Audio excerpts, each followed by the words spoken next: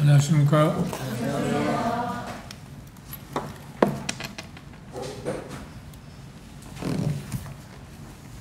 오늘 고린도후서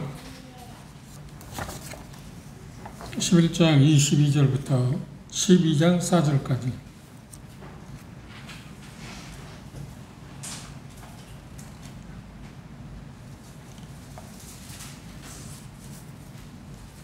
같이 교도하겠습니다. 제가 먼저 11장 22절 읽겠습니다. 저희가 히브리인이냐? 나도 그러하며 저희가 이스라엘이냐? 나도 그러하며 저희가 아브라함의 씨냐? 나도 그러하며 그들이 그리스도의 뿐이냐? 정성없는 말을 하려거나 나는 더욱 그러하도다.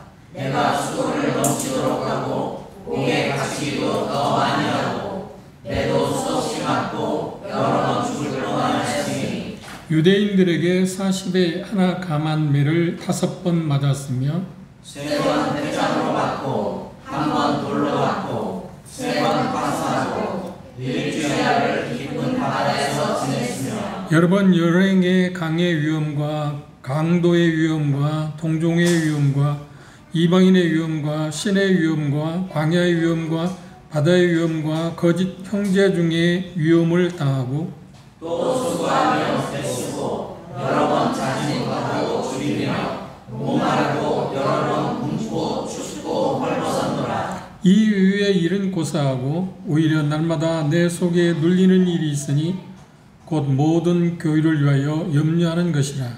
누가 약하면 내가 약하지 아니하며 누가 실족하게 되면 내가 애타지 아니하느냐. 내가 부득불 자랑할진대 나 약한 것을 자랑하리라.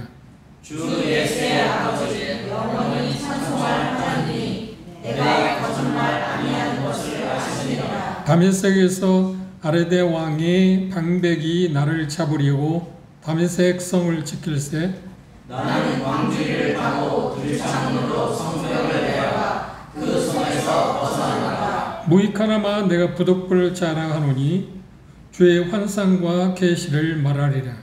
내가 그리스도 안에 있는 한 사람을 아노니 그는 14년 전에 셋째 아들에 끌려간 자라. 그가 몸 안에 있었는지 몸 밖에 있었는지 나는 모르노니와 하나님은 아시느니라. 내가 이런 사람을 아노니 그가 몸 안에 있었는지 몸 밖에 있었는지 나는 모르거니와 하나님은 아시느니라. 그가 낙원으로 이끌려가서 말로 표현할 수 없는 말을 들었으니 사람이 많이 믿으니까 할 말이다. 예. 본문은 사도 바울이 이 세상에 살아온 어떤 이력이라고 말해도 과언이 아닙니다.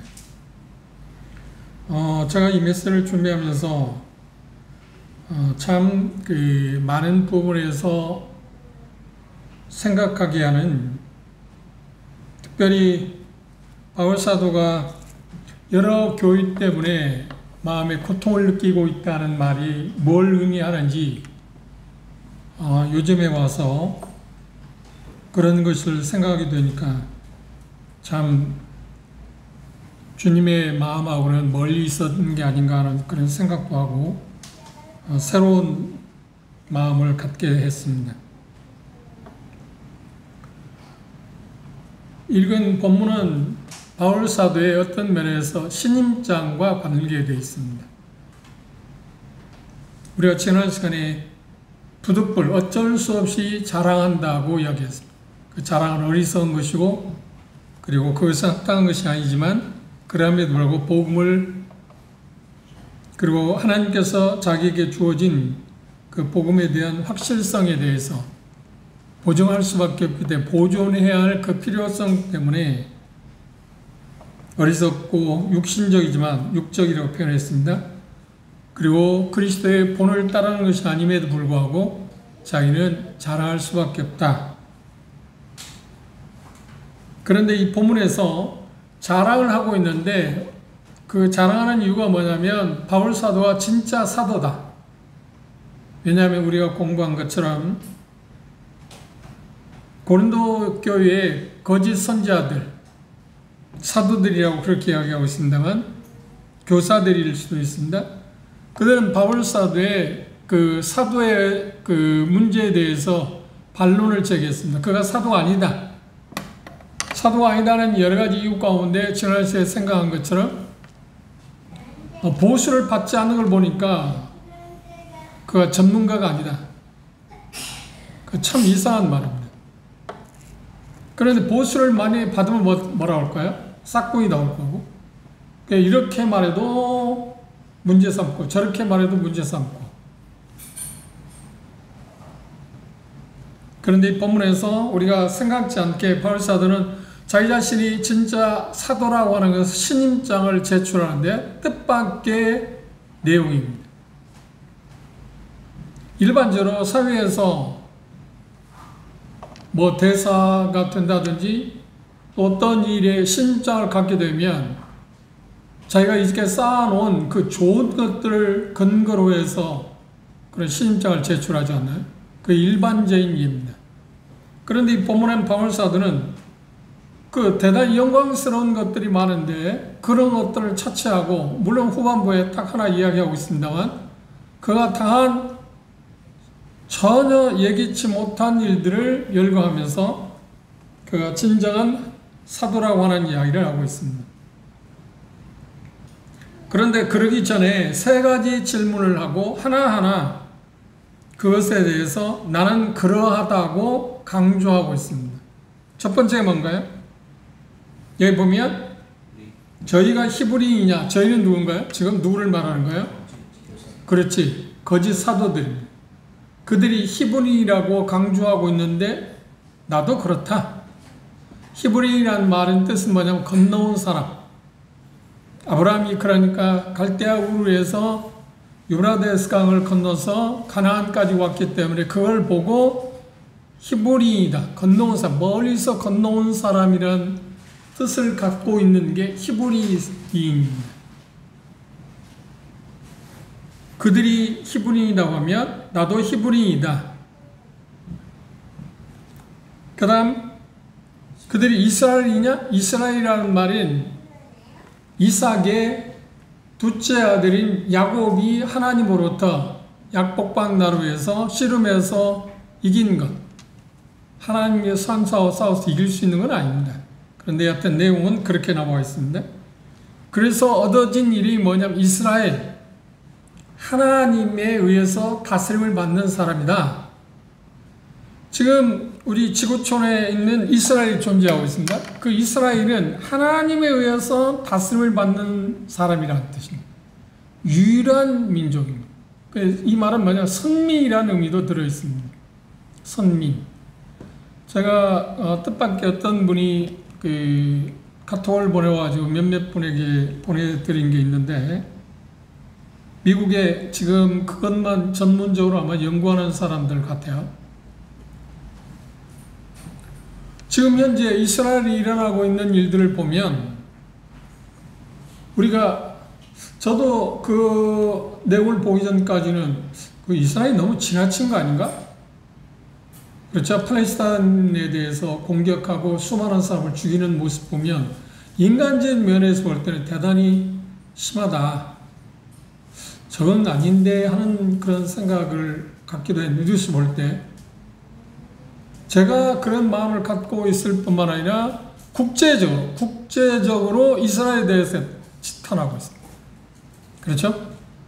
그래, 이스라엘 총리라고 하는 사람을 사법재판소에서, 국제재판소에서는 그를 이제 재판했고, 그리고 어떤 벌을 내리겠다.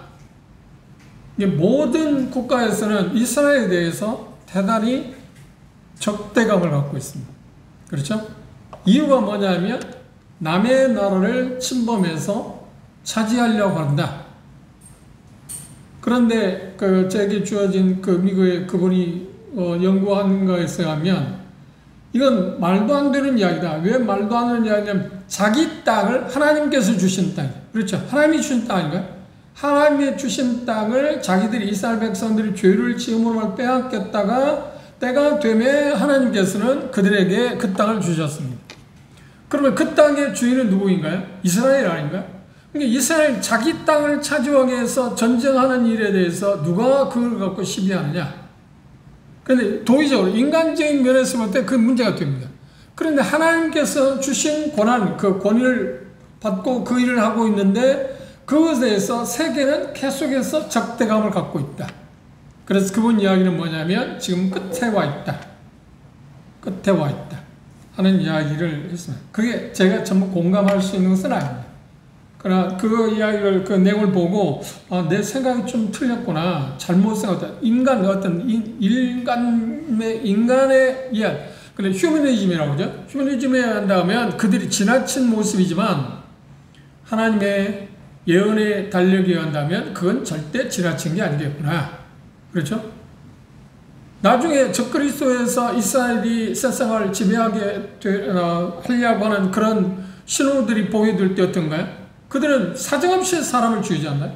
그런데 인간적인 면에서는 말도 안 되는 이야기냐? 그런데 그것까지 누가 나중에 말할까요? 아무도 말하지 않을 것입니다. 세계 인구의 3분의 1을 죽이고 4분의 1을 죽이는 일이 벌어지지만 그거하고 시비하는 사람이 없습니다. 시비할 수도 없습니다. 최고의 독재자 적그리스도가 나타나서 세상을 지배하기 때문에 그렇습니다. 근데 문제가 뭐냐면 하나님이 주신 땅을 자기들이 차지하겠다고, 그렇죠? 그걸 하겠다고 하는데 세상 군왕들은, 그러니까 시편 2편에 기록한 것처럼 계속해서 하나님을 향해서 반기를 들고 있다. 이스라엘 반기는 곧 하나님에 대한 문제니까요. 그런 부분들에 대해서 새삼스러운 것을 생각할 수 있었습니다. 인간적인 면으로 보는 것은 아니겠구나. 봐서는 안 되겠구나. 하나님의 말씀에 대한 성취 문제에 대해서 바라보는 게 필요하겠다. 이스라엘이라는 말이 그런 뜻입니다. 하나님에 의해서 다스림 받는 사람들. 그게 누구라고요? 이스라엘입니다. 지구촌에 지금 그 하나님에 의해서 다스림 받는 사람들이 있는데 그들은 아직 때가 되지는 않은 겁니다. 그렇죠? 계시록에 나와 있는 대로 하면 아직 때가 되지는 않았습니다. 우리가 휴거되고 난 다음에 이 세상에 환란 기한이 돌아왔을 때 그때 하나님께서 그들에 대해서 이제 관여하기 시작하고 그들이 이 지구촌에서 놀라운 일을 성취해 갈 것은 사실이지만 아직 그때는 아직 아닙니다. 그들이 아직 회개하고 있지 않는 문제이기 때문에, 상황이기 때문에. 그렇지만 이스라엘이라는 말은 하나님에서 다스림 받는 사람. 그러니까 그 말을 어떤 표기를 보면 어떻게 나와 있냐면 하나님의 황태자, 하나님이 정말 선택된 민족, 그게 뭐냐면 이스라엘. 근데 다윗이 말하기를 그들도, 거짓 교사들도 사도들도 이스라엘 사람이냐? 나도 그렇다. 그 다음 세 번째가 뭐냐면 그들이 아브라함의 후손이라고 하는데 나도 그렇다. 아브라함의 후손이라는 말은 창세기 12장 1절 3절에 보면 그를 축복하는 사람은 복을 받을 거지만 그를 저주하는 사람은 어떨 거라고요? 저주를 받는다. 이건 참 놀라운 이야기입니다. 이스라엘에 대해서 저주하는 사람은 궁극적으로 어떤 일을 당할 거라고요? 저주하겠다. 하나님이 저주하겠다. 시차나 있을 겁니다. 시차나 있어요. 분명히 시차나 있어요. 그런데 이 하나님의 언약은 틀림이 없습니다. 그걸 우리들이 조심스럽게 바라봐요. 그래서 이스라엘을 위해서, 예루살렘을 위해서 기도하는 것은 우리들에게서 대단히 중요한 이야기입니다.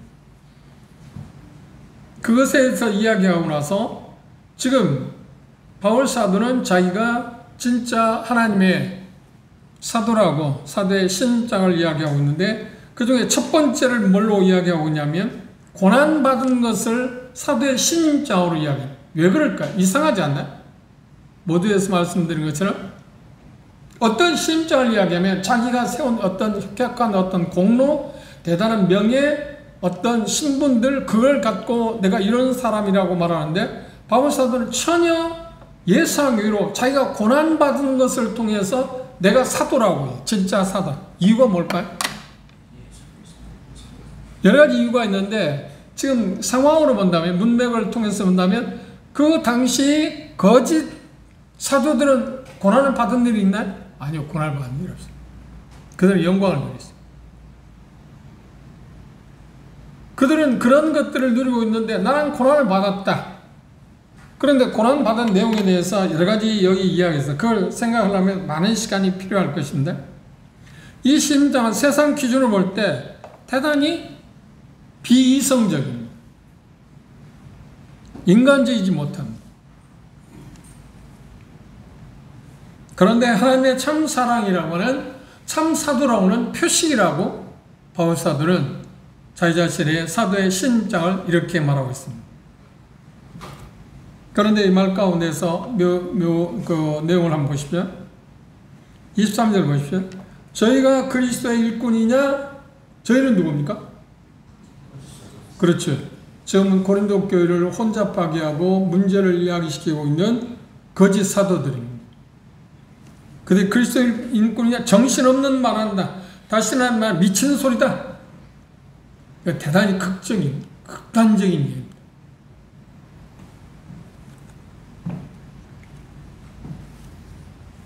다시 말하면 거짓 사도들이 자기들이 그리스도의 일꾼이라고 말하는 것은 뭐라고요? 미친놈의 헛소리다. 대단히 과격한 말이잖아요. 헛소리, 미친놈의 헛소리다. 그러나 나는 뭐라고요? 내가 참 그리스도의 일꾼이다. 하나님의 종이라고 했어요. 고난이 여기 표현하는데 여러 가지 고난에 대해서 이야기하는데 고난이 사도의 증거이라고 하는 진짜 사도의 증거라고 하는 하나님의 종들이라고 하는 참 종이 내세울 수 있는 증거가 뭐냐면 고난이라고 이야기했어요. 그게 뭘까요 도대체? 이 부분을 생각하면서 우리들도 마찬가지입니다. 지금 이제 산파울뿐만 아니라 교회사를 통해서 계속해서 하나님의 참된 종들은 누구나 말할 것 없이 고난을 겪어왔습니다. 고난을 겪지 않았다? 그런 참 종이 아닙니다. 여기 말한다면 그리스도의 일꾼이 아닙니다. 그리스도의 일꾼은 어쩔 수 없이 다 고난을 받게 되어 있습니다. 이유가 뭘까요? 예수님께서 이미 예언했습니다. 말씀하셔서 한번 보실까요? 마태복음을 보십시오.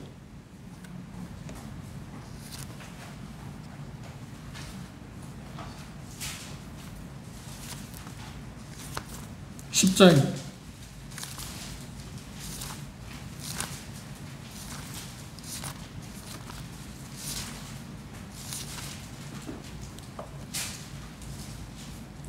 절부터 보시면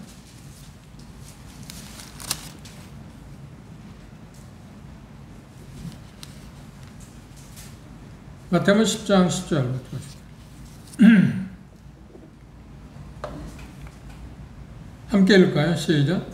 위하여 주머니나 두벌옷이나 신이나 지팡이를 가지지 말라. 이는 일꾼이 저 먹을 걸 받는 것이 마땅합니다. 아무 성이나 계속 아무 성이나 손에 들어가든지 그 중에 일정한 일을 준비하자. 그러면서 또 그 집에 들어가면서 평안하게 일어나 그 집이 이에 합당하면 너희 평안이 거기 너희 것이요 만일 합당하지 않으면 그 평안이 너희에게 돌아올 것이니라. 예, 다 읽지 맙시다. 그 다음 17절 보십시오. 17절부터 시작. 사람들을 삼가라. 저희가 너희를 공의에 넘겨주겠고 저희 회당에서 채찍질 하리라. 또 너희가 나를 인하여 총독들과 임금들 앞에 끌려가리니 이는 저희와 이방인들에게 증거가 되려 하리라. 20절. 말하는 이는 너희가 아니라 너희 속에서 말씀하시는 자 곧 너희 아버지 성령이십니다. 그 다음에 24절부터 봅시다. 시작. 제자가 그 선생보다 또는 종이 그 상전보다 높지 못하나니 제자가 그 선생 같고 종이 그 성전 같으면 조카도다. 집주인을 바알세불이라 하였거든 하물며 집사람들이냐. 내용 가운데서 예수님께서 12제자를 보내면서 말하기를 너희들은 뭘 어쩔 수 없이 당해야 한다고요? 고난을 당할 거다. 고난을 당할 거다. 그리고 바울 사도에 대해서 특별히 사도행전 9장을 보시면 예수님께서 그를 선택한 이유에 대해서 이렇게 표현했습니다. 사도행전 9장을 보십시오.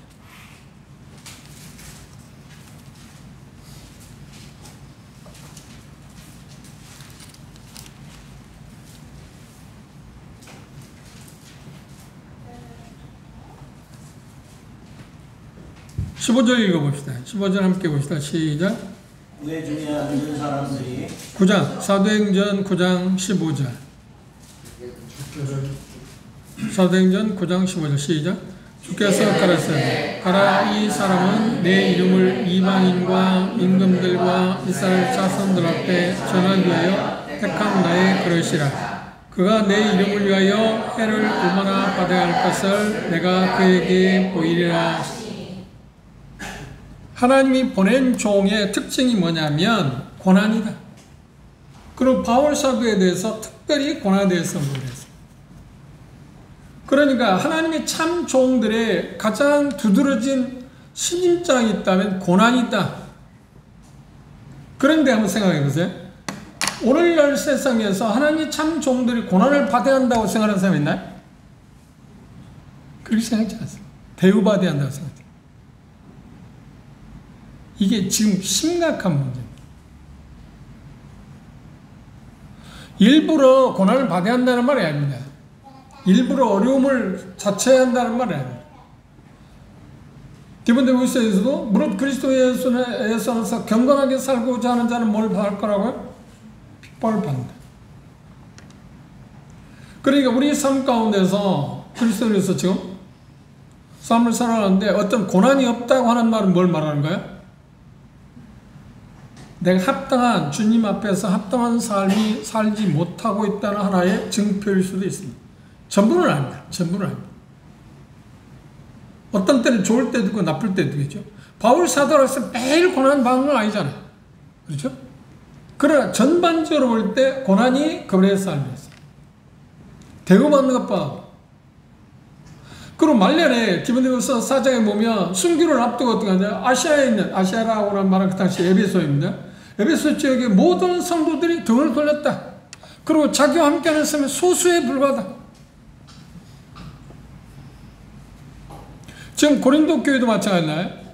그곳에 와서 2년 동안 복음을 전하고 그들에게 예수 그리스도를 통해서 하나님의 자녀 특권을 누리고 하나님이 주시는 놀라운 복을 누릴 수 있도록 했지 않나요? 그런데 그들에게서 받는 것은 뭐였나요?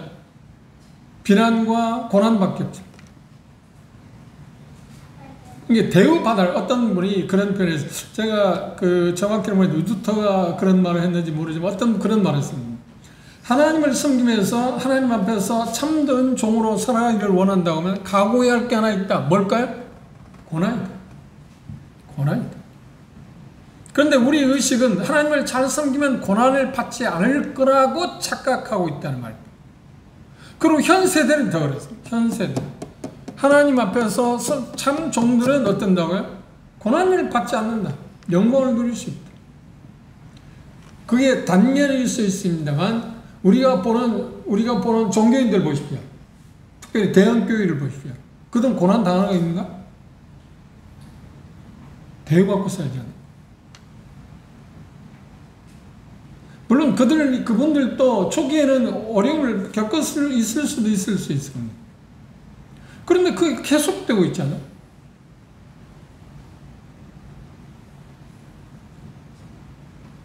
사람에 따라 다르지만 상상할 수 없는 대우를 받고 있잖아요.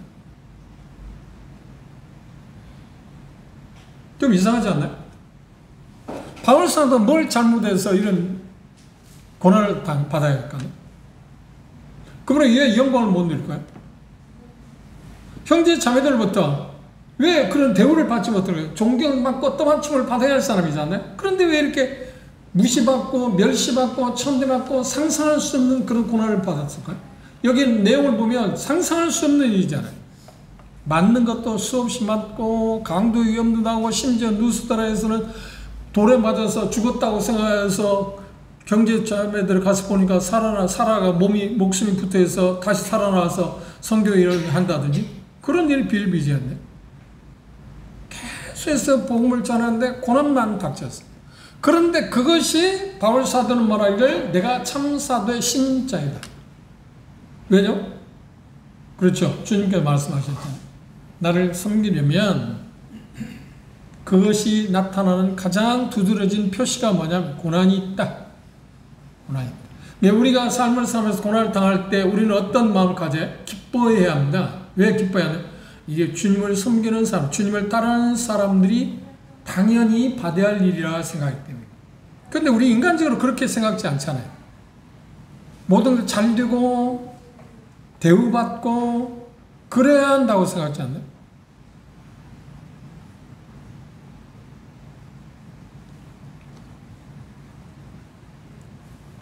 여러분, 수고, 땀이 흐르도록 탈진할 만큼 일했다.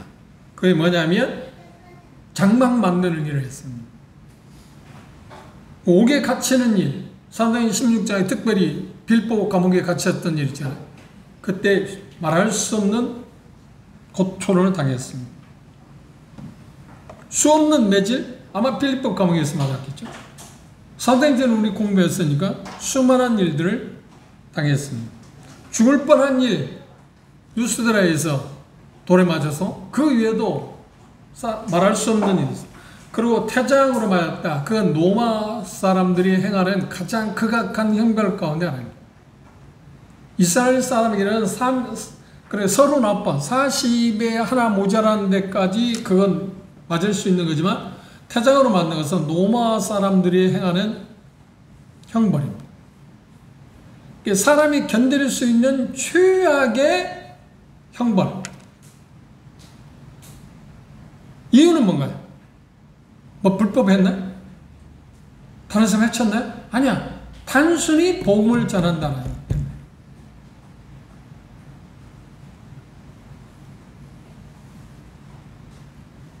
그런데 이 표현 가운데 그걸 다 우리가 찾아볼 수는 없는데 특별히 거짓 형제들의 위협, 갈라디아에서 있었고 사도행전에서도 있었습니다. 바울 사도를 심히 괴롭혔던 여러 가지 일들이 있는데 그건 육체적으로 어떤 고난도 힘들었지만 가장 힘들었던 게 뭐냐면 형제들이라고 하는데 거짓 형제들, 그들을 통해서 당하는 어려움입니다. 참 이상한 일이죠. 우리는 이미 공부했습니다. 고린도 교회의 거짓 사도들은 뭐라고 해요? 사단이 광명의 천사처럼 가정하는 사단의 하수인들이기 때문에 언뜻 보기에 대단히 의로운 사람들 짐보르고 그 고린도로 말한다면 고린도 성도들 위하는 사람들처럼 보이지만 실상은 뭘 뒤집어 쓴 뭐라고요? 양의 탈을 쓴 일이었다는 거예요. 이 사람들. 그 분별력이 우리에게 필요하다는 것을 우리가 생각해 봤었는데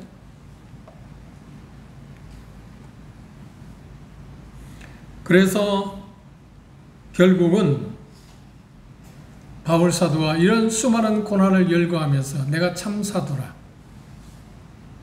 그때 한번 생각해 보세요. 그 이야기를 들을 때 고린도 성도는 어떤 생각을 했을까요? 우리에게는 어느 민족이나 말할 것 없이 공통 분모가 하나 있어요. 문화에서 공통 분모 하나 있습니다. 어떤 거냐면 기복신앙이라. 뭔가 자기들이 섬기는 신에게 잘하면 복을 받는다. 해를 받지 않는다. 그렇죠. 복이라는 것은 뭐 수많은 것들입니다. 그런데 고린도 성도들이 바울 사도와 이런 여러 가지 어려움을 당했다는 이야기를 할 때, 그분이 하나님을 제대로 안 섬겼으니까 그런 일을 당했지. 그리고 또 충동질을 하는 거짓 교사들은 뭐야? 그가 사도가 아니야. 그러니까 그런 일을 당하지. 그리고 자기들은 뭐래요? 우리들 봐라. 우리들이 하나님을 제대로 섬기기 때문에 우리는 고난을 당하지 않잖아. 그 말을 들을 때 누구 말이 더 신임을 가질까요? 신빙성 있어요? 그렇지. 거짓 교사들이 말이 맞지 않아요. 그건 인간적인 거예요.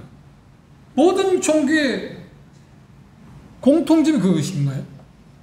뭔가 자기들이 섬기는 신에게 잘하면 잘 되는 것이 종교지. 뭔가 부정적인 일을 당한다? 그건 신을 잘못 섬겼다는 이야기 아닙니까? 이제 그런 것으로 이 거짓 교사들은, 사도들은 고린도 성도들을 회유했을 것입니다. 그게 넘어갔더라고요. 그게 넘어갔다. 그런 바울 사도는 뭐라고 하냐면 내가 참 하나님의 사도인데 내가 당한 고난이 그 증거다.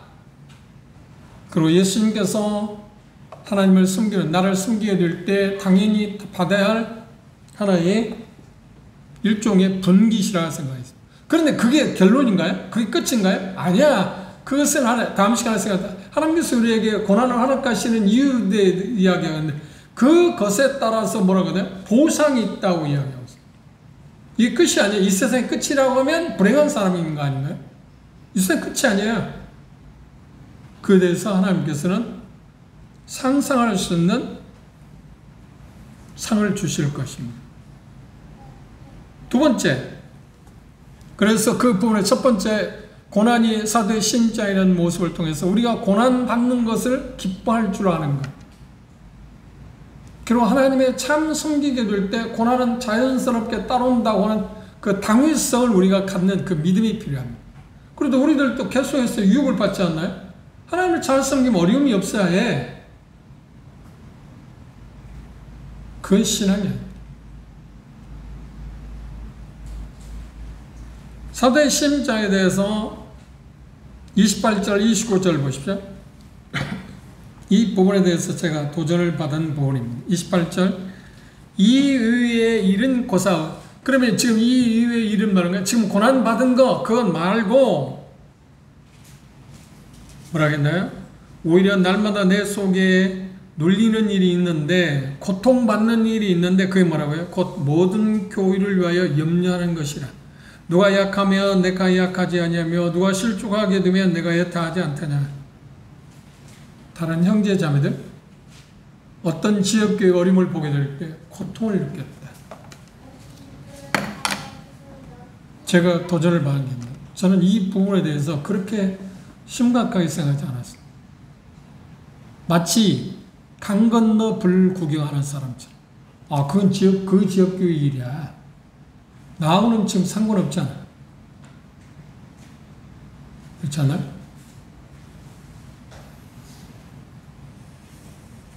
제가 이런 이야기 해도 괜찮을 것 같습니다. 박주임이 전국의 여러 지역교회 어려움이 있을 때마다 주변에서 어떤 지역교회 어려움이 있을 때마다 저한테 말하면 주영인제, 이런 부분에서 주영인제가 좀 나서서 도와줘야 하잖아. 그런 이야기를 자주 했어요. 그때마다 제가 어떤 생각을 하냐면, 아, 딱 오지랖도 없지. 그렇게? 아, 그건 그 지역교회에서 할 건데 왜 내가 그걸 해야지? 근데 이 부분을 보면서 참 그분은 정말, 물론 장단점이 있습니다. 그런데 이 부분을 보면서 아, 그분은 정말 주님을 사랑하는 분이다. 다른 어떤 지역의 어려운 모습을 볼 때 고통을 느끼고 아파하는. 그럼 저는 제게는 그런 마음이 많지가 않아요. 물론 뭐 동성교회 어려움이라든지 제가 다니는 어떤 지역교회 어려움이 있다든지 그 가슴 아파요. 대단히 고통스러워요. 동성교회는 말도 못할 고통스러워요. 그 뭐 제가 오랫동안 그 목회했던 건 27년 동안 목회한 곳인데 그런 일이 일어났으니까. 그런데 그렇지 않는 지역교회에서는 제가 지난번 상주에 갔는데 상주에서 형제들하고 교제하는 가운데 그 지금 영남 지역, 그러니까 구미 쪽 그쪽에 이제 지역교회들 여러 지역교회들이 내용을 이야기하는데 대단히 여러 가지 어려움들을 이야기하더라고요. 근데 그 이야기 들을 때 제 마음 가운데 저는 멀잖아요. 그리고 제가 왕래하지도 않고, 그렇죠? 교류하지도 않아요. 근데 제가 그 이야기를 들을 때 제 마음 가운데 그 생각을 했어요. 참 이 지역교회를 위해서 내가 기도해야겠다. 그 지역교회, 그때부터 그 지역교회를 위해서 기도를 해요. 그런데 중요한 건 뭐냐면 제 마음 가운데 그때 되게 고통을 느끼진 않아요. 진정한 사도의 신임장에 대해서 할 때 다른 어떤 지역교회 형제 자매들이 어려울 때 그걸 고통으로 받아들일 때 그게 내가 진정 하나님의 종이다. 맞죠? 그렇지 않아요? 우리는 지금 이상하게 되어 있습니다. 모임 전체가 어떠냐면 우리라고 하는 단어를 써서 우리만 생각해요. 쉽게 말하면 우리만 생각해요. 다른 지역교회 어떤 어려움은 나하고는 상관이 없어요. 그게 지금 우리 전국교회의 어떤 양상이 돼요. 초기에는 어땠냐? 아니요. 같은 집안으로 생각했어요. 그러니까 같은 집안에서 일어난 일로 생각했어요. 뭐 거리가 멀어도 물론 그 가난한 지역교도 적기도 했지만 숫자도 많지는 않았으니까 그럴지 모르지만 아무리 멀고 그래도 그 지역교회 어떤 여러분 다 계속 기도하고 마치 내 교회일처럼 생각했다는 거예요. 그런데 지금은 어떤 거예요? 가까운 지역교회에서 어떤 일을 다 해도 그건 아까 얘기했잖아요. 강 건너 불이라니까. 강 건너 불국이에요. 이게 진정 그리스도일까요? 그리스도의 마음일까요? 주님의 마음이 그럴까요? 아니죠. 그렇죠. 더군다나 일꾼의 입장에서는 그건 아니잖아요.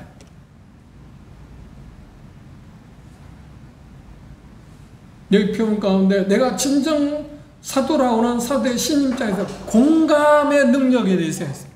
그들이 실족할 때, 어려울 때, 애타할 때 나도 고통을 느꼈다. 함께 고통을 느끼면 그것이 그인가 어떻게 내가 도울 수 있을까 생각하고 기도하고 도왔을 거 아닙니까? 이 계획에 이 말씀을 통해 저도 도전을 받았습니다. 우리 용인교회도 우리 주변에 어떤 어려운 그 형제자매들이나 지역교회 어떤 일을 볼 때 강 건너 불 구경 보듯 하지 맙시다.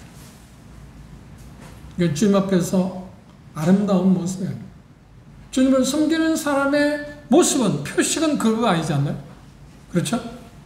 다른 지역교회가 우리에 대해서 전혀 뭐 관심도 없고 너희들은 너희들끼리 알아서 하라 하는 그 태도를 취한다 할지라도 우리는 그렇게 하지 맙시다. 최근에 경기지에서 그 문제 때문에 이제 쟁점을 할 모양인데 어떤 지역교회는 계속해서 외부에서는 형제 자매들을 받아요. 그리고 그 지역교회에서는 다른 곳에 가는 것을 막고 교류를 안 해요. 자기들 딱 물차를 쳐놓고 외부에서 오라. 그런데 자기들은 뭘 할 생각을 하냐. 생각해보세요. 그게 참된 지역교회일까요? 사람이 많다고 해서 그게 참 모습일까요? 주님이 정말 사용하기를 원하는 그런 지역교회일까요? 아니요. 그럴 수는 있는 게 아닙니다. 그럴 수는 있는 게 아닙니다.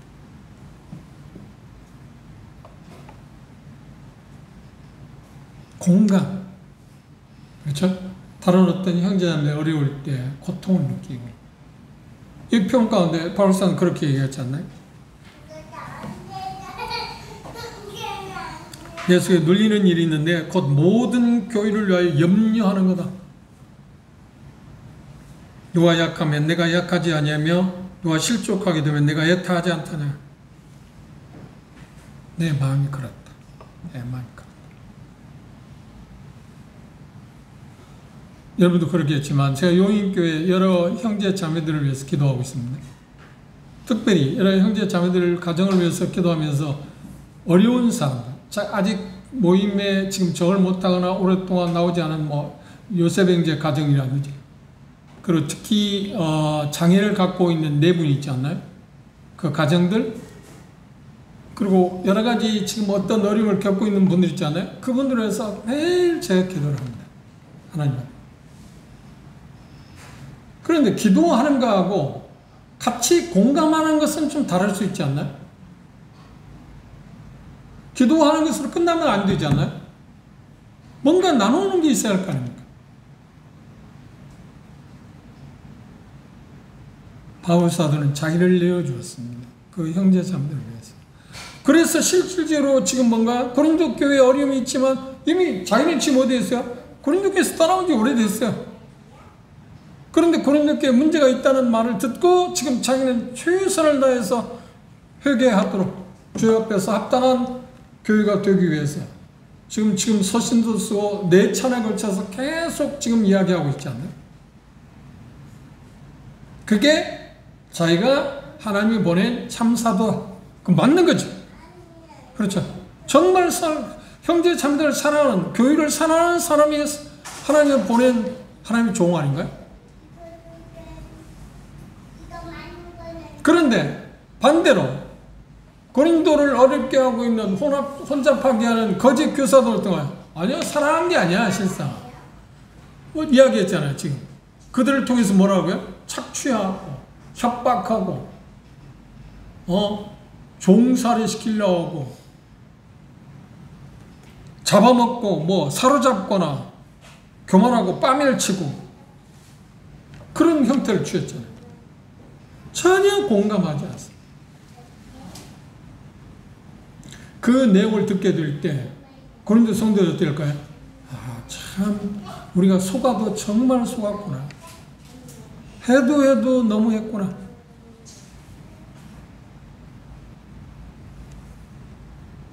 세 번째, 바울사도 신자에 대해 이야기할 때 조금 이해하기 어려운 이야기입니다만 여기 보면 30절부터 33절까지 보시면 내가 부득불 자랑할진대 뭐라고 그래? 나의 약한 것을 자랑한다. 약한 부분이 왜 그가 사도의 표가 될까요? 근데 약한 부분에 대해서 지금 다음 말씀을 보면 약한 부분에 대해서 이야기하는데 뭐냐면 다메섹에서 아르덴 왕의 방백이 나를 바울 사도를 잡으려고 할 때 다메섹 성을 지킬 때 내가 광주를 타고 들창문으로 새벽에 내려가 그 손에 벗어나 도망갔다는 얘기입니다. 도망갔다. 그런 사건이 바울에게 있었다. 그것을 뭐라고 하냐면 자기의 약함이다. 자기의 연약함에서 온 거다. 이 말은 뭐란가요? 그럼 사도니까 그런 연약함을 안 보여야 할 것 같지 않아요? 그렇죠. 우리가 인간적으로 볼 때. 그런데 바로 그것이 자기가 사도의 표일 수 있다고요. 나도 약한 사람이다. 나도 그 말은 그리고 하나님께서 아신다고 그랬잖아요. 그렇죠? 그 뭐예요? 정직하게 자기 자신을 말하고 나에게도 이런 약점이 있다. 사도라고 해서 하나님의 종이라고 해서 나는 모든 면에서 완벽한 게 아니라 내가 하나님의 종에도 불구하고 이런 쪽에 약점이 있다. 반대로 고린도 교회 거짓 교사들은 거짓 사도는 자기들은 약점이 없잖아요. 지금. 저는 완전한 사람. 이 부분에서 우리가 조심해야 할 것은 하나님의 종들에 대해서 약점들 어떤 연약감이 드러날 때 우리는 그걸 하나님께 의탁하는 게 필요할 것입니다. 그걸 보고 저 사람은 자격이 없어 아니면 저걸 보고 저 사람은 왜 저 정도야? 그렇게 할 수 있는 일은 단 여기 죄를 말하는 게 아닙니다. 연약함에 대해서요. 바울 사도 자기도 사람이기 때문에 감정이 있어야 했는데 두려움을 느끼고 도망갈 수 있었다. 그렇죠? 그 부분도 있고 또 하나는 뭔가요? 이 두 가지 양면성에서 볼 수 있습니다.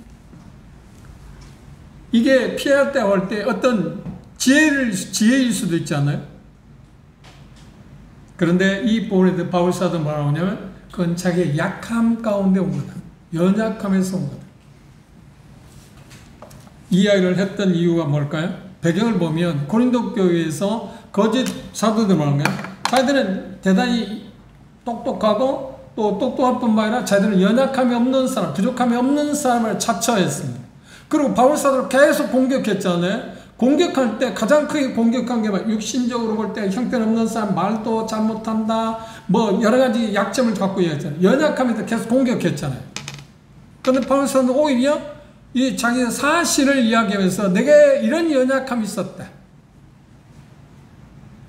나는 이런 부족한 사람이다.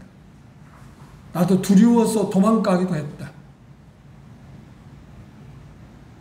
이 표현을 듣게 될 때 고린도 성도들 우리 마음 가운데 어떤 감동을 받나요?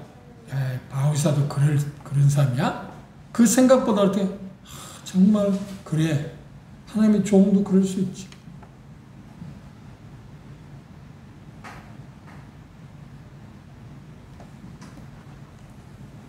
네 번째,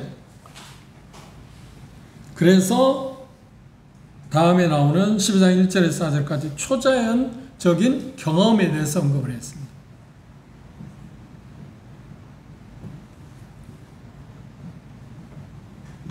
그런데 여기 보면 이 자랑조차도 필요하지만 이것이 무익하다는 것을 강조했습니다. 그래서 뭐라고 표현했나요?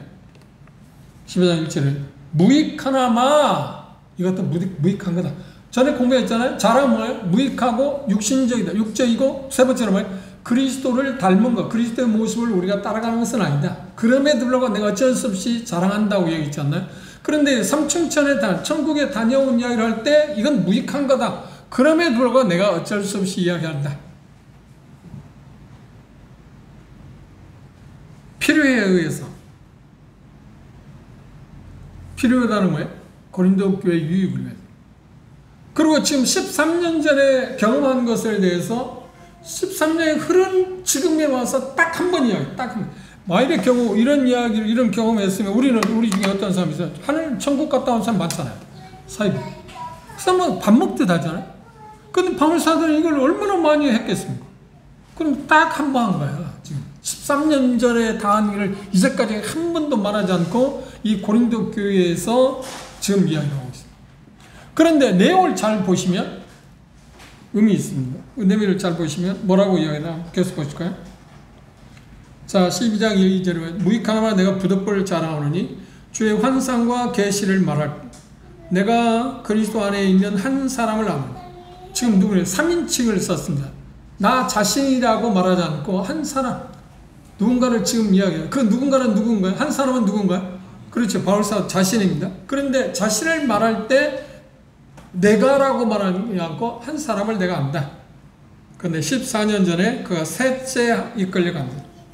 셋째 하나. 첫째 하나는 뭔가요? 첫째 하나는 뭔가요? 우리가 말하는 대기권입니다. 첫째 하나는 일반적으로 그렇습니다. 둘째 하나는 뭔가요? 횡성들, 그러니까 여러 유성들이 별과 별 사이에 뭐 그런 것들을 둘째 하늘이라고 말해요. 일반적으로 그렇게 말해요. 셋째 하늘은 어떤가요? 하나님의 거처. 쉽게 말하면 천국. 하나님이 14년 전에 바울사도가 천국을, 그러니까 여기 보면 끌려갔다 하는 게 휴거라는 단어가 똑같은 단어를 썼습니다. 이끌림 받았다. 그런데 여기 표현 가운데 바울사도는 이렇게 말합니다. 육과 영이 함께 갔는가 아니면 몸에서 육과 영이만 갔는가 하는 것에 대해서는 나도 모르겠다. 나도 모르겠다. 그런데 어떻게 됐든 간에 한 사람이 어디 갔다? 셋째 안에 갔다 왔다. 그걸 이야기하고 있습니다. 그 이야기를 한 이유는 뭔가요? 지금? 그렇지. 사도행전 최소한 이런 것들을 이야기하잖아요. 깜짝 놀라는 거예요. 그리고 사도행전에서 보면 사도들의 표가 뭔가 이적 기사를 행한 건 이야기하잖아요. 바울사도 이적 기사를 행하고, 그런데 왜 그걸 말하지 않고 고난당한 건 이야기하고 공감 능력 이야기하고 그 다음 자기 연약함 이야기하고 마지막으로 이 천상의 계시를 받은 것을 이야기할까요?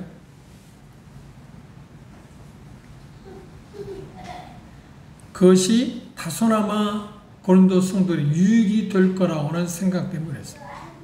그래서 14년 동안 경험한 것을 입 다물고 탁 까먹고 있다. 이때서 이야기하잖아요. 꼭 필요했기 때문에. 그런데 이 부분에서 우리가 조심해야 할 게 그것입니다. 주의 환상과 계시를 말할 거다. 환상 대단히 중요합니다. 그런데 그보다 더 중요한 건 뭔가요? 계시가 중요한 겁니다. 다시 말하면 유익한 것은 성경입니다. 우리에게 유익한 것은 성경, 환상이 중요한 건 아닙니다. 제가 초월에 그런 쪽에 상담을 받은 적이 있어요. 그 내용은 다 말할 수 없는데 어떤 거냐면 자기가 경험한 것이 중요해서 성경의 진리, 그 교리 자체를 무시하고 자기가 경험한 것을 이야기해서 그게 더 좋은 것이라고 말하는 것 때문에 어림이 되는 이야기를 제가 들은 적이 있습니다. 아니요. 우리 체험은 그게 중요한 게 아니에요. 체험이 중요하다고 하는 것은 어떤 때냐면 지금 바울사도처럼 계시와 부합할 때 하나님의 말씀에서 벗어나지 아니한 그런 어떤 체험들은 대단히 좋은 것입니다.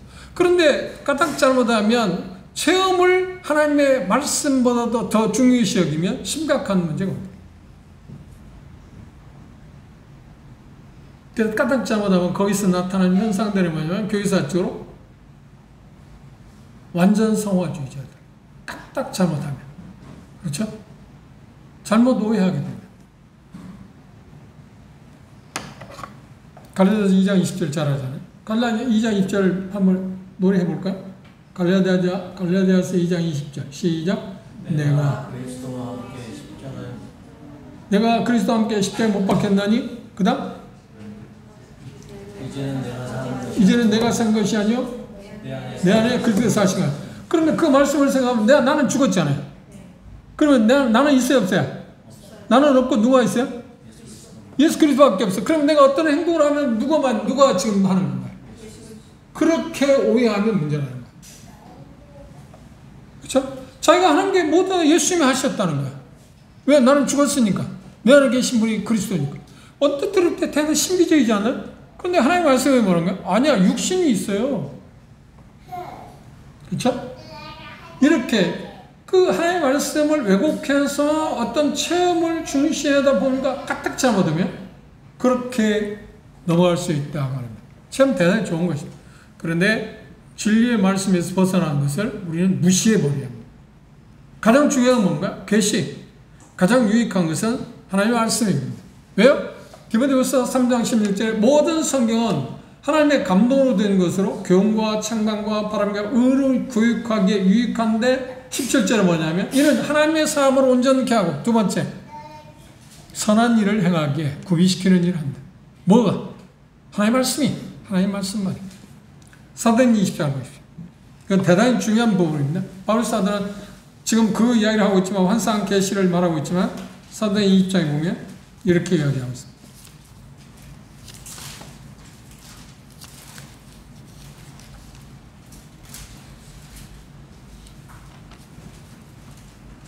(20장) 29절부터 내가 떠난 후에 흉악한 이리가 너희에게 들어와서 그 양떼를 얕게지 아니하며 또한 너희 중에서도 제자를 끌어 자기를 좇게 하려고 어그러진 말을 하는 사람들이 일어날 줄을 내가 아노니 그러므로 너희가 일깨어 내가 3년이나 밤낮 쉬지 않고 눈물로 각 사람을 훈계하던 것을 기억하라. 지금 내가 너희를 어떻게 한다고요? 주와 또 뭐라고요? 및 은혜의 말씀에 있다가 하나님의 말씀, 하나님의 말씀. 그것만이 에베소 교회를 제대로 보존할 수 있다. 그것만이 여러분들에게 에베소 교회에 이상한 일들이 일어나지 않도록 할 수 있다. 잘못된 교리가 들어오지 않도록, 잘못된 사람이 나타나지 않도록 할 수 있는 방법이냐. 하나님의 말씀에 중시하는 것밖에.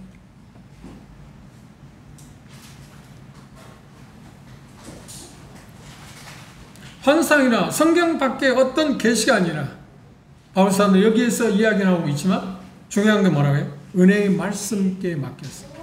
왜요? 그 말씀만이 우리를 변화시키니까. 이 내용을 잠시 보시면 환상은 고린도전서를 쓰기 전에 지금 고린도후서를 쓰기 14년 전이라고 그랬습니다. 고린도서 쓰고 있는데 그렇죠? 그러면 시기가 언제였을 건가? 이 환상을 언제 봤을 건가 하는 것을 추정해 봐야 하잖아요. 고린도후서를 몇 년이 대개 일반적으로 AD 55년이나 56년에 썼습니다. 그러면 거기 55년 마이너스 14년이면 몇 년입니까? 잘 모르는가? 55에서 14를 빼면 30? 41. 그러면 바울 사도가 다메섹 도사에서 구원받은 지가 언제냐고 일반적으로 이야기할 때 AD 한 3년경 그렇게 이야기합니다. 시차는 좀 있습니다. 연차는 좀 있지만 그랬습니다. 그래서 일반적으로 이때가 언제냐면 사도행전 9장에 보면 자 다메섹 도상에서 아라비아로 간 3년에 갔다가 다시 다메섹 왔다가 이 도주한 일이 있습니다. 그리고 나서 다메섹에 다시 돌아왔다가 다메섹에서 예루살렘에 돌아온 일이 있습니다. 예루살렘에 돌아와서 사도들하고 교제하기를 원했을 때 그가 회심한지를 믿지 못하기 때문에 지금 피하고 있을 때 누가 중재 역할을 했다고 하나요? 바나바가 그렇죠? 바나바의 중재 역할을 해서 예루살렘 교회에서 일하기 시작했습니다. 그런데 많은 사람들이 너무 어려움을 겪게 되니까 고통을 당하고 교회가 어려워지니까 사도들에 의해서 바울 아들을 어디로 보냈나요? 이제 바울이 아니고 사울이었습니다. 어디로 보냈냐? 고향 다소로 보냈어요. 그때 아마 그 시기 다소에서 묻혀있는 그 시기에 이 환상을 봤을 거예요. 참 이상하잖아요. 그러면 이 환상을 하나님께 주신 이유가 예수님께서 천국에 이끌어와서 그걸 보게 한 이유가 뭘까요? 그렇지. 앞으로 당할 수많은 일들을 감내하기 위해서. 어떤 어려움이 와도 그걸 자기는 생각하잖아요. 내가 갈 곳 그 천국. 그런데 천국에 대해서의 표현 가운데 바울 사도 뭐라고 하냐? 가히 이르지 못할 말이다. 이해할 수 없는 말이다. 낙원에 이끌려갔는데 뭐라고 해야 돼? 4절 보시면 그가 낙원으로 이끌려가서 말할 수 없는 말을 들었으니 사람이 가히 이르지 못할 말이. 이 말은 뭐냐면 바울사도 이 말을 이해하지 못했다는 말인가? 이해했다. 이해했는데 두 가지로 이야기했어요. 첫 번째는 가히 옆하면 사람이 가히 이르지 못할 말이라고 했을 때 이해할 수 없는 말이라고 표현보다는 그 상황을 어떻게 자기가 알고 있는 세상의 어떤 단어를 갖고 표현할 수 없다. 너무 황홀하니까. 너무 좋은 곳이니까. 셋째 하늘. 하나님의 거치. 그걸 뭐라고 표현하겠어요? 그래서 아이들은 마치 그런 겁니다. 아이들은 제가 어젠가도 어떤 아이한테 제가 그 주하나님 지으신 세계 그걸 지금 인도원의 자매가 친 겁니다. 그걸 너무 좋아서 몇몇 분들 보냈잖아요. 그 공통적인 말은 찬송가를 피아노 연주를 이렇게 아름답게 하는 건데 생각도 못한 연주. 많은 분들이 그렇게 답신해 왔어요. 저한테. 물론 그 자매님은 서울대 출신입니다. 근데 그 아이가 은성인데 그 아이한테 그것 때문에 전화하면서 은성이한테 야 그렇게 하는데 저를 용인 할아버지라 해요. 저 할아버지도 있고 그런데 용인 할아버지라 해요. 야 용인 할아버지 얼만큼 좋아? 그런데 그걔 유치원 다닙니다. 걔 표현은 뭐라고 할까요? 얼만큼 좋아? 뭐라고 해? 하늘만큼 단 거. 하늘만큼 단 거 우리는 몰라 이해 못하잖아요. 표현할 수 없다고 하는 말이죠. 지금 하늘나라가 그런 거예요. 우리가 일반적으로 하늘 어떤 거냐 가봐야 안다고 하는 말이 맞는 거예요. 근데 바울사는 그것을 갔다 오고 말하기를 내가 알고 있는 언어를 세상의 그 어떤 언어로도 표현할 수 없는 것이다. 그렇죠? 표현할 때 하늘 땅만큼 좋아한다는 말과 비슷하다고 이야기할 수 있습니다. 환상을 보게 한 목적이 뭐라고 해요? 선교 여행을 위해서 겪을 수 있는 수많은 고난을 대비해서 그걸 강하게 하고 그리고 바울에게만 그렇게 말해요. 그럼 앞에서 하는 그 사도의 표가 고난을 이야기했잖아요. 그것들을 다 감내할 수 있었던 것은 이 마지막에 지금 5번 이야기하고 있는 그것에 근거해서 견뎌낼 수 있었다는 얘기예요. 그렇죠? 왜 바울사도는 하늘나라를 보내줬을까? 이끌어갔을까? 수많은 제자들이 있잖아요. 베드로도 안 갔어요. 살아서 안 갔어요. 그렇죠? 바울만 갔다 왔잖아요. 이유가 뭘까? 그 누구도 감당할 수 없는 일을 당했기 때문에 참 그러면 하나님 놀라우신 분 아닌가요?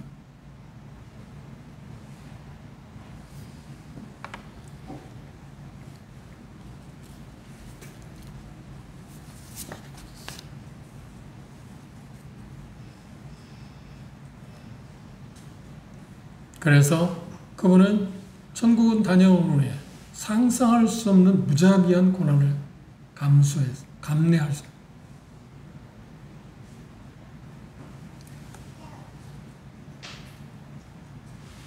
여기 말씀 가운데 낙원에 다녀왔다. 낙원과 천국 하늘나라와 같은 단어로 쓰였습니다.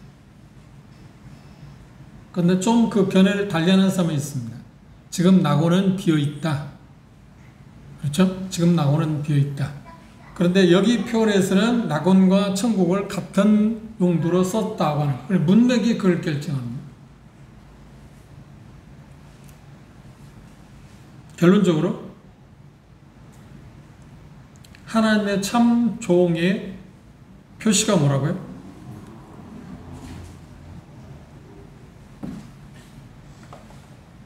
어떤 환상, 하나님을 체험하는 주장, 자기 존재의 어떤 힘, 사역의 크기, 어떤 학위, 그 어떤 인간적인 기준이 아닙니다. 그렇죠? 바울사는 그걸 말하지 않았잖아요.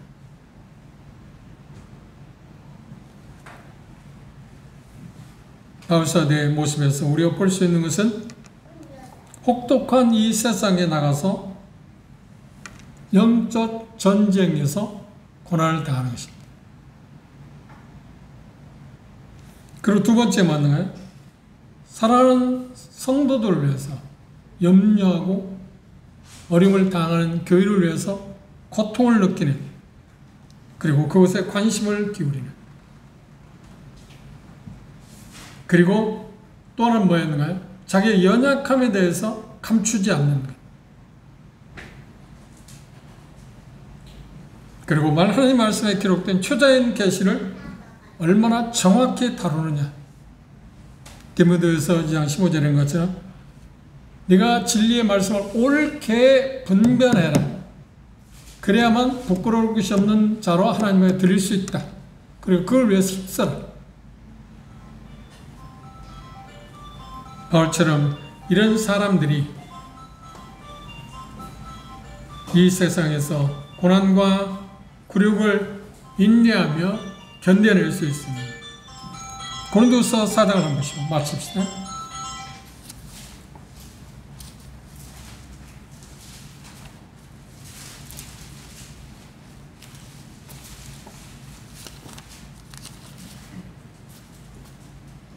(17절입니다) 함께 읽어봅시다. 고린도서 4장 17절 시작. 우리의 잠시 받는 환난에 경한 것이 지극히 크고 영원한 영광에 중한 것을 우리가 이루게 합니다. 우리 돌아보는 것은 보이는 것이 아니요 보이지 않는 것이니 보이는 것은 잠깐이요 보이지 않는 것은 영원합니다. 우리가 세상에서 어려움을 당할 때 그걸 견뎌냅시다. 이것이 하나님을 섬기는 사람의 표시 중의 표시다. 다른 건 잊을지라도 기억합시다. 그리고 우리 주변에 어떤 어려움이 있는 사람들에서 우리 공감하는, 그렇죠? 그리고 어려움도 자기 연약함도 서슴없이 표현할 줄 아는 사람. 그리고 무엇보다도 하나님의 말씀을 중시 여기고 그 말씀을 옳게 분별하는 일에 최선을 다하는. 기도합시다.